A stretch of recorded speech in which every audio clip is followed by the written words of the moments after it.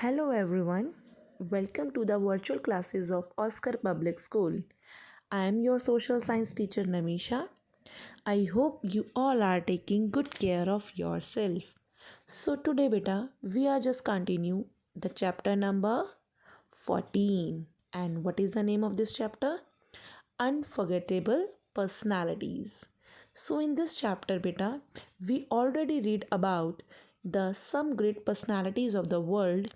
First one we have Socrates. We have already read it about the Socrates. Socrates basically was born in Greece. It is about 2500 years ago. He was a teacher and a philosopher. And basically beta he had a great faith in truth. Okay, and according to this the source of knowledge is thinking and reasoning. And basically बच्चे he was the against blind faith in anything. ये क्या सभी चीज़ पर अंधविश्वास के लिए मना करते थे. He praised people to keep faith in truth, freedom and frank thinking. Now the second one is Abraham Lincoln. Abraham Lincoln, where Abraham Lincoln is born? Abraham Lincoln was born in USA in 1809. Basically, he did not get a formal education. इन्होंने formal education नहीं ली, इनकी मम्मा ने इन्हें पढ़ाया है. ठीक है. And he is the against the slavery system. ये slavery system के against थे. And Lincoln banned the practice of slavery. And Lincoln successfully kept the USA united, and he is the president of India. He was elected the president of USA. And Mahatma Gandhi, he is a very famous personality, as you know that. His original name is Mohandas Karamchand Gandhi, and Mahatma title given by the Rabindranath Tagore. And as you know that he was a barrister and he used the method of truth and non-violence. So beta, now the fourth one is Karl Marx. So in the today's class we are just reading about the Karl Marx. Who was the Karl Marx? कहाँ इनका birth हुआ, इन्होंने क्या किया society के लिए. That's why इनको हम ग्रेट पर्सनालिटी बोलते हैं. उस चक्कर में उस चीज़ को हम पढ़ेंगे. The Karl Marx. The Karl Marx was born in Germany. कहाँ इनका बर्थ हुआ? जर्मनी में इन 1818.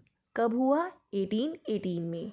He was a learn man who was proficient in law, philosophy, history and politics.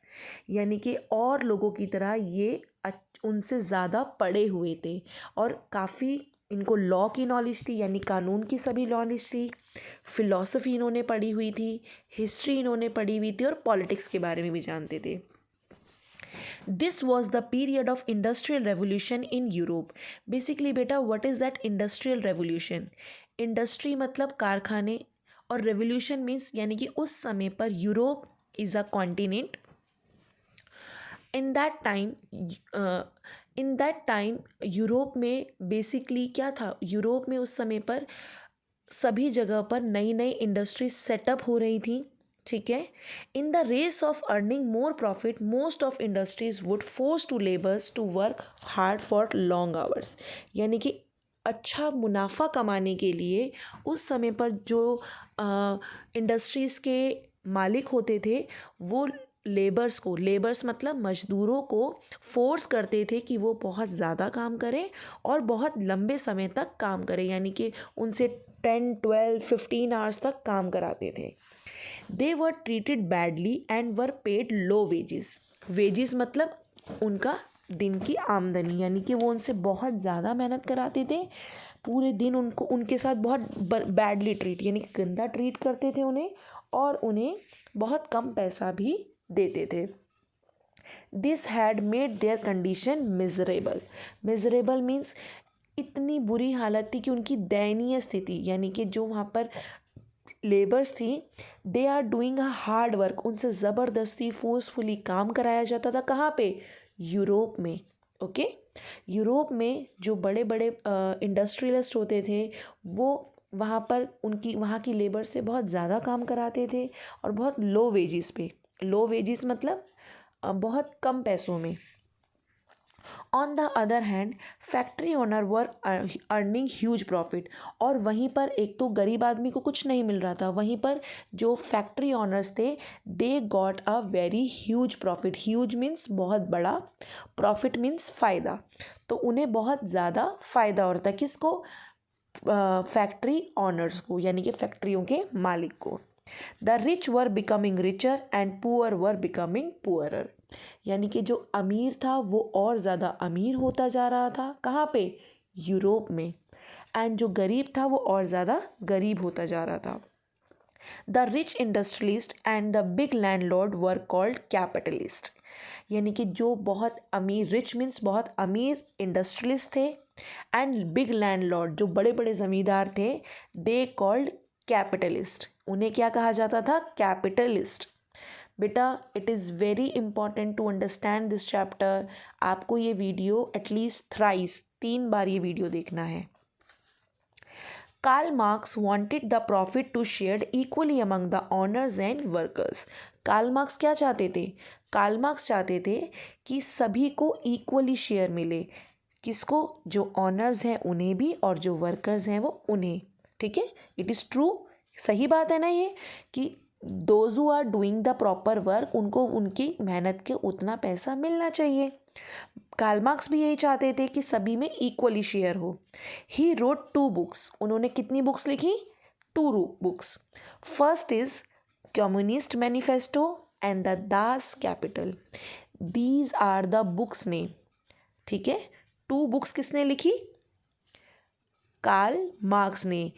Karl Marx wrote 2 books. The first one is Communist Manifesto and the another one is Das Kapital. He united the worker and encourage them to fight their rights. इन्होंने क्या करा? सभी workers को इकट्ठा किया और उन्हें बोला कि आपको आपके हक के लिए लड़ना चाहिए। The revolution of the worker was crushed and Karl Marx fled to England, यानी कि इस समय पर क्या हुआ? एक रेवोल्यूशन, एक क्रांतिकारी उठाई गई वर्कर्स के साथ मिलकर, पर वहीं पर वर्कर्स को कुचल दिया गया। कुचल मीन्स उनके उनके रेवोल्यूशन को दबा दिया गया, और उसके बाद कार्ल मार्क्स को इंग्लैंड भेज दिया गया। His idea was adopted by Lenin, which led the formation of Soviet Union. इनके इस आइडिया को किसने अडॉप्ट किया? लेनिन ने। किसने? लेनिन। ठीक है, लेनिन ने अडॉप्ट किया और उसने एक यूनियन बनाई, एक ग्रुप बनाया जिसका नाम रखा सोवियत यूनियन। क्या नाम रखा? Soviet union. बेटा मैं आपको इसमें 2 लैंग्वेजेस में पढ़ा रही हूँ, हिंदी में भी और इंग्लिश में भी, ताकि आपको प्रॉपर समझ आए। बट इसका मतलब ये नहीं कि आप उसे हिंदी में ही समझोगे। This is your English medium, so it is better to understand in English only. Karl Marx become immortal due to his efforts or bringing equally in the society. बेटा why we are just remembering the Karl Marx now? अभी हम 2020 में भी Karl Marx को क्यों याद कर रहे हैं? क्यों? क्योंकि उन्होंने, वो हमारे लिए एक अमर बन गए। क्यों? क्योंकि उन्होंने एफर्ट्स के लिए, किसके लिए? वर्कर्स के लिए, उनके वेजेस के लिए, उनके हार्डवर्क के लिए उन्होंने एफर्ट्स किए, इसीलिए हम उन्हें आज भी याद करते हैं। The another famous personality is Martin Luther King Jr. ये JR नहीं है, this is junior. Okay? Martin Luther King Jr. Martin Luther King was born in USA in 1929. Martin Luther, where was he born? He was born in USA. USA means United States of America in 1929. He was a black American. What is that meaning of black American? Tell me. बेटा he is American because he was born in America. हम जहाँ पैदा होते हैं हमें वहीं की citizenship मिलती है। ठीक है, यानी कि इनका बॉर्न तो हुआ, इनका जन्म तो हुआ अमेरिका में, but according to skin wise ये ब्लैक थे। ठीक है, ये नीग्रोज के अंदर काउंट होते थे, तो इसीलिए इनको ब्लैक अमेरिकन बोला जाता है। ठीक है, यानी कि ये नेटिव तो अमेरिका के थे, लेकिन बाय रेस मीन्स प्रजाति या जाति के हिसाब से ये ब्लैक थे, तो इसलिए इनको ब्लैक अमेरिकन कहा जाता है। Although slavery was banned in USA, yet the blacks were devoid of equal rights. यानी कि मैंने आपसे बात करी थी किसने, अब्राहम लिंकन ने स्लेवरी को स्टॉप कर दिया था यूएसए में, ये आपने पढ़ा ही हुआ है। और उन्होंने बैन भी कर दिया था कि अब कोई स्लेवरी नहीं करेगा अफ्रीकन या फिर नीग्रोस। बट उसके बाद भी स्लेवरी बैन हो चुकी थी यूएसए में, लेकिन अभी भी जो ब्लैक पीपल्स होते थे उनको इक्वल राइट्स नहीं मिले हुए थे, उन्हें इक्वल अधिकार नहीं मिले थे। They were again treated badly by whites, यानी कि जो वाइट अमेरिकन्स होते थे वो ब्लैक अमेरिकन के साथ बहुत गंदा व्यवहार करते थे।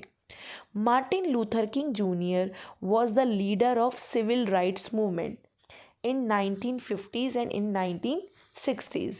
Better tell me that what is that civil right? Civil right of a citizen to enjoy freedom and equality. Civil rights का मतलब क्या होता है? ये हर उस इंसान का अधिकार होता है जो कि फ्रीली रहना सिखाता है कि आप फ्री रहिए और आपके साथ इक्वली व्यवहार किया जाएगा। So Martin Luther King was the leader of civil right movement 1950 से लेकर 1960 तक। He decided to fight against this injustice. Injustice means यानी कि जो एक किसी के साथ अपराध हो रहा है, उसके साथ असमानता हो रही है, इन्होंने किसके फाइट अगेंस्ट की कि सबके साथ इक्वली ट्रीट होना चाहिए। He was very impressed with Gandhi ji idea of satyagraha. किसको अपना आइडल मान रहे थे, किसके आइडिया से इम्प्रेस थे? गांधी जी, यानी कि Martin Luther King was impressed with the Gandhi ji idea of satyagraha. In 1959, he visited India to learn more about Gandhi ji and his ideology. 1959 में Martin Luther King junior India आए, किसके बारे में जानने के लिए? गांधी जी के बारे में जानने के लिए, और हिज आइडियोलॉजी, आइडियोलॉजी मतलब उनके विचारों के बारे में जानने के लिए। During he visited to India, he said, I am not a tourist and I have come to a pilgrimage to pay homage to a land of Mahatma Gandhi. कितनी सुंदर बात कही है इन्होंने कहा मैं यहाँ पे टूरिस्ट नहीं हूँ। टूरिस्ट कौन होता है? जो एक जगह से दूसरी जगह घूमने जाता है। इन्होंने कहा मैं यहाँ टूरिस्ट नहीं हूँ, जबकि मुझे ये मौका मिला है कि जैसे तीर्थ यात्रा होती है ना, हम भगवान से मिलने जाते हैं, हम भगवान मंदिर जाते हैं तो कुछ चढ़ावा चढ़ाते हैं, तो इन्होंने कहा कि मुझे यहाँ पर आके ऐसा मंदिर जैसा और पवित्र स्थान जैसा फील होता है। क्यों? क्योंकि ये किसकी ज़मीन है? महात्मा गांधी की। यहाँ मैं ये मानता हूँ कि वो बहुत महान आत्मा थे जिन्होंने इस धरती पर जन्म लिया और मैं एक पवित्र स्थान पर आ रहा हूँ, ये इन्होंने कहा। In USA he continued his fight following the path of truth and non violence. इन्होंने भी गांधी जी के 2 वेपन्स की तरह चीज़ों को अपना हथियार बनाया। पहला कौन सा? Truth, and then another one is non violence. He was successful in getting a huge support from blacks, और बहुत सारे ब्लैक पीपल ने भी मार्टिन लूथर किंग जूनियर को सपोर्ट किया। On August 28, 1963, about 2 lakh people joined him in his march to Washington. इन्होंने एक मार्च निकाली। मार्च का मतलब यहाँ पे मंथ वाला मार्च नहीं है, मार्च मीन्स रैली, ठीक है। इन्होंने एक रैली निकाली जिसमें अबाउट 2 लाख पीपल ने उसको ज्वाइन किया, और कहाँ तक करा? Washington. Washington is a city in USA. In Alabama, the white prevented the black from voting in election। यानी कि एल्बाना एक सिटी है जहाँ पर वाइट अमेरिकन्स क्या कर रहे थे? वाइट अमेरिकन्स रोक रहे थे ब्लैक अमेरिकन्स को वोट देने से। इलेक्शन में वोट देना is the equally for all, यानी कि जो भी लोग, सबको इक्वली राइट है कि वो वोट दे। लेकिन वाइट अमेरिकन्स ब्लैक अमेरिकन को रोक रहे थे, किसके लिए? कि वो इलेक्शन में वोट्स ना दें। Martin Luther King junior continued his effort to set equal right for all the blacks. यानी कि मार्टिन लूथर किंग ने सभी को कहा और उन्होंने एफर्ट्स करे कि वाइट्स के जैसे जैसे ब्लैक्स को भी सारे इक्वल राइट्स मिले। इक्वल राइट्स मीन्स सारे अधिकार मिले। But he was shoot dead in 1968 and this is very bad कि उनको गोली मार दी गई कब 1968 में. Through he dead his efforts for bringing equality in society and unforgettable. He was awarded the Nobel Peace Prize in 1964. बेशक बेटा ये डेड हो चुके थे, बट इनके एफर्ट्स को लोगों ने ज़िंदा रखा और आगे चलकर लोगों ने इनको बहुत याद किया. और इसी वजह से हम पूरे वर्ल्ड का सबसे अच्छा प्राइज़ जो होता है नोबेल पीस प्राइज़ यानी कि शांति पुरस्कार इन्हें 1964 में दिया गया. People from all over the world will remain in doubt on these great personalities who sacrificed their whole life of welfare and their fellow beings. The great deeds with the source of inspiration for all of us. ये वो लोग थे जिन्हें हम आज भी याद करते हैं. क्यों? क्योंकि इनकी आइडियोलॉजी थी. इन लोगों ने अपनी पूरी लाइफ किसके लिए? सोसाइटी के लिए, लोगों के लिए स्पेंड कर दी. And it is our duty कि हम इनको रिस्पेक्ट दें और इनके जैसा बनने के लिए सोचें. ओके बेटा, so this chapter is finish. This match the following you have to do in your notebook. बेटा आपने एरो वाले नोटबुक्स एरो वाले नहीं बनाने, आपने सामने सामने इनका आंसर लिखना है. जैसे Socrates the answer is Plato. Abraham Lincoln president of USA. Mahatma Gandhi Hindu Muslim unity. Karl Marx क्या पढ़ा था हमने? Communist manifesto. Martin Luther King junior civil rights activist. Thank you so much बच्चे and thanks for watching this video. And बेटा at least you have to watch this video thrice. कम से कम आप 3 बार ये वीडियो देखेंगे. And if you having any problem in a particular word so you can just see in dictionary. And if you don't have dictionary तो just type on Google what is that meaning of particular word, so you can just find from there also. And बेटा बहुत ज़रूरी है कि अब आप लोग study के लिए थोड़ा सीरियस हो जाएं. Got it? And do your work on time. ठीक है, सभी काम आपने टाइम पे करना है.